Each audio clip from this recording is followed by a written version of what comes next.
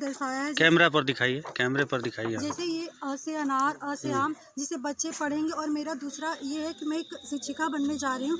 तो मैंने देखा है कि मैंने जो ऑब्जर्व किया है कि बच्चे चॉक डस्टर से ज़्यादा पिक्टोरियल चीज़ सीखते हैं। बीएड भी शुरू हो गया है और इसमें मैं ये बताना चाहूँगी कि आपने तो स्टूडेंट्स का इंटरव्यू भी लिया। इसमें हमारे जो डालबाग की जो फीस स्ट्रक्चर वगैरह है वो काफ़ी कम है। गोड़ लागतनी समाचार बटुए बक्सर जिला के चौगाई प्रखंड के मुरार से। जी हाँ, शिक्षा के अलख जगा रहल बटुए दयाल बाग एजुकेशनल इंस्टीट्यूट। बात कइल जाओ दयाल बाग एजुकेशनल इंस्टीट्यूट के, तो इंस्टीट्यूट भारत भर में फैलल बटुए। वही मुरार में डीएलएड साथे साथ बीएड एकरा अलावे इंजीनियरिंग के तमाम छात्र कोना कोना से शिक्षा ग्रहण करे खातिर पहुँच रहल बाड़न। यही जाके कोऑर्डिनेटर शिल्पी मैम बतावत तारी कि हमनी के इंस्टीट्यूट गरीब बच्चन के ध्यान में रखते हुए बेहतर से बेहतर शिक्षा देवे के प्रयास करेला। मौका रहल हटुए साइंस एग्जीबिशन विथ एक्सपेरिमेंट के, जेकरा के लेके छात्र तमाम एक्सपेरिमेंट कैले रहन। इंजीनियरिंग के छात्र अपना तरीका से अनोखा अनोखा चीज़ बनैले रहन, जौना में लेजर आ सेंसर के माध्यम से चोर के पकड़े के गतिविधि। एकरा अलावे डीएलएड के छात्रा भी कौना तरीका से छोट छोट बच्चन के पढ़ावल जा सकेला ओकर प्रदर्शनी लगैले रहे लोग।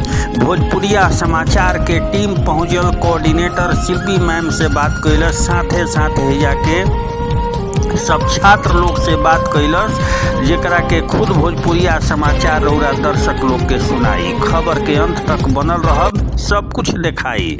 रौरा सब के बता दी कि ग्रामीण परिवेश में शिक्षा के अलख जगावे वाला साथे साथ यह इंस्टीट्यूट के सबसे बड़ा खासियत बटुए कि 100% प्लेसमेंट बटुए। माने कि अगर मन से शिक्षा ग्रहण करबे इंस्टीट्यूट में तो निश्चित ही सफलता रौरा हाथे लागी। निश्चित ही कौनो ना कौनो पावदान पे रौरा खड़ा नजर आई, जैसन कि शिल्पी मैम बता रहल बाड़ी। यही इंस्टीट्यूट में अनोखा तरीका से पढ़ाई, अत्याधुनिक तरीका से पढ़ाई करावल जा रहल बटुए। भोजपुरिया समाचार रौरा दर्शक लोग के बयान सुनाई, लेकिन बयान से पहले दर्शक लोग निहोरा बा कि चैनल पर नया बानी तो बेल आइकॉन के बटन दबा के अभी सब्सक्राइब करी, लाइक के बटन दबाई, कमेंट करके बताई कैसन लागल, अधिक से अधिक शेयर करी, ताकि देश ना विदेश तक भोजपुरिया समाचार के धमक पहुंचत रहे। सुनी बयान। धन्यवाद। है इस प्रोजेक्ट में ये सोलर सिस्टम बनाया है जिसमें बच्चों को पढ़ा सकते हैं। इसमें बताया गया सूर्य से मतलब सौर मंडल में कितने ग्रह हैं और सूर्य से उसकी दूरी कितनी है और कौन सा ग्रह सूर्य के सबसे नज़दीक है और कौन सा ग्रह सबसे दूर है। अच्छा, एक चीज़ बताइए, जो सबसे ऊपर आपने बनाया है ये क्या बनाया है? ये सन है। सन है। हाँ। अच्छा, तो सन के नीचे ही बाकी ग्रह काम करते हैं। सबसे नज़दीक ग्रह देखा जाए तो इसमें सबसे नज़दीक ग्रह बुध होता है। अच्छा, उसके बाद से शुक्र होता है, उसके बाद से पृथ्वी होती है, उसके बाद से मंगल, उसके बाद से बृहस्पति, उसके बाद से शनि, उसके बाद से अरुण। अच्छा, इसमें आपने डिस्टेंस भी दिखाया है क्या?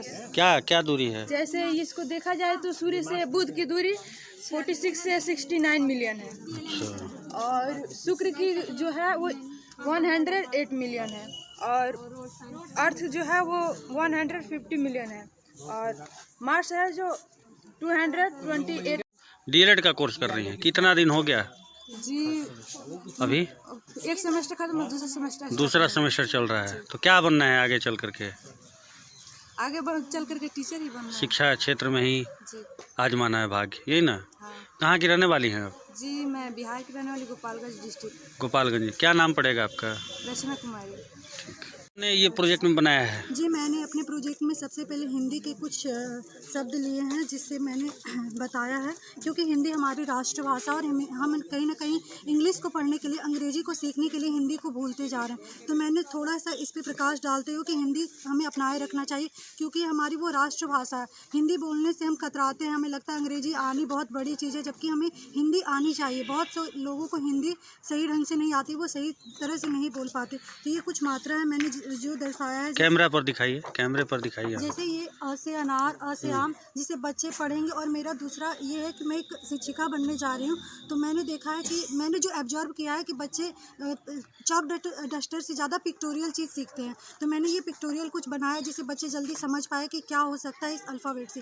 दूसरा मेरा ये प्रोजेक्ट है जो एक TLM है, टीचिंग लर्निंग मटेरियल, जिसमें मैंने ऋतु को दर्शाया जो सीजन के मेनली 4 टाइप्स होते हैं, जिसे मैंने एक पिक्चर्स के माध्यम से, ग्राफिक माध्यम से दर्शाने का ट्राई किया। तो सबसे पहले ये हमारा रेनी सीजन आता है बरसात में, जिसमें पानी का यहाँ पे आपको कुछ वर्षा की बूंदें दिख रही होंगी, जिससे वाटर का कुछ सोर्सेस आता है, ये रेनी सीजन है। इसी तरह से ये हमारा विंटर सीजन है, ठंड की मौसम जो फॉग को दर्शा रहा है यहाँ पे। तो आप समझ सकते हैं कि फॉग जो होती है ठंड में ही होती है। इस तरह से ये ग्रीनरी दिख रही है जो कि स्प्रिंग सीजन है, बसंत ऋतु है, जहाँ पे हरियाली होती है बसंत ऋतु में। और इसी तरह से ये कुछ सूखा सूखा सा दिख रहा है जो समर सीजन, गर्मी का मौसम है। इस तरह से हम बच्चों को दिखा कर सिखा सकते हैं। तो I am going to being a teacher. तो मैं चाहती हूँ कि मैं चॉक डस्टर के अलावा कुछ चीज़ें सिखाऊँ, की चीज़ें पढ़ाऊँ, जिससे इतना कुछ आप अच्छे से समझा ले रही हैं, क्या इसको रटा है आपने या फिर खुद से ही? खुद से होता है। खुद से। कहाँ से हैं आप? जी मैं बिहार से ही हूँ, नवादा डिस्ट्रिक्ट से। नवादा डिस्ट्रिक्ट। क्या नाम पड़ेगा आपका? मेरा नाम डॉली कुमारी है। कौन से इंस्टीट्यूट से आप पढ़ाई कर रही मैं हैं? दयालबाग एजुकेशनल इंस्टीट्यूट से पढ़ाई कर रही हूँ। ठीक है। आप लोगों ने बनाया है, दर्शाने का क्या प्रयास किया सर है? आजकल जैसे कि हम देख रहे हैं सिक्योरिटी के लिए लोग बहुत कॉन्शियस है, तो उसी चीज़ को हमने एक कम खर्चे में दर्शाने का कोशिश किया है कि लोग कम खर्चे करके भी हम सिक्योरिटी को अपने आप से भी डेवलप कर सकते हैं। तो क्या ये संभव है कम खर्चे में? यस सर, बिल्कुल संभव है, हम कर सकते हैं सब। अच्छा, ये क्या क्या दिखाया आपने, बताइए थोड़ा सा सर इसमें दिखा हमने के। हाँ, क्या? सर इसमें हमने एक लेज़र लाइट का यूज़ किया है और ये यहाँ पर सर्किट है सर, इसमें एक सेंसर लगा हुआ है और एक सायरन लगा हुआ है। ये लेज़र बीम जब सेंसर पर पड़ती है तो सर वो वर्क करता है। अगर उस लेज़र को कोई काटना चाहे या लेज़र को कोई पार करता है तो उसमें से एक सायरन बजती है सर, जिससे हमें पता चलता है कि कोई एंटर करना चाह रहा है घर में। अच्छा, फिर इसके बाद अलर्ट हो जाती है? यस सर, उससे पता चलता है हमें। तो ये प्रोजेक्ट कितने बच्चों का बनाया हुआ है? ये हम लोग 6 मिलकर बनाए हैं। कौन कौन लोग हैं इसमें? सर मैं सोनू कुमार हूँ। कहाँ से हैं? मैं बिहार से ही, बांका डिस्ट्रिक्ट से हूँ। अच्छा, और अविनाश गोस्वामी है सर, उत्तर प्रदेश से, बलिया डिस्ट्रिक्ट से। और आशुतोष कुमार है सर, वो भी बांका से है, बिहार से। अंकित कुमार जो कि बिहार से ही है सर। और सुमित कुमार जो कि ये भी बिहार से ही है, बांका डिस्ट्रिक्ट से।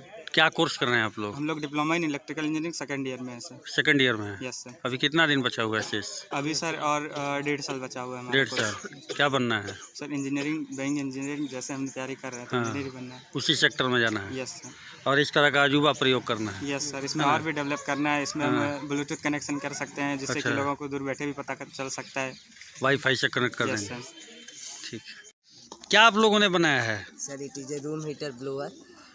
It is used for increase the temperature of room in winter season.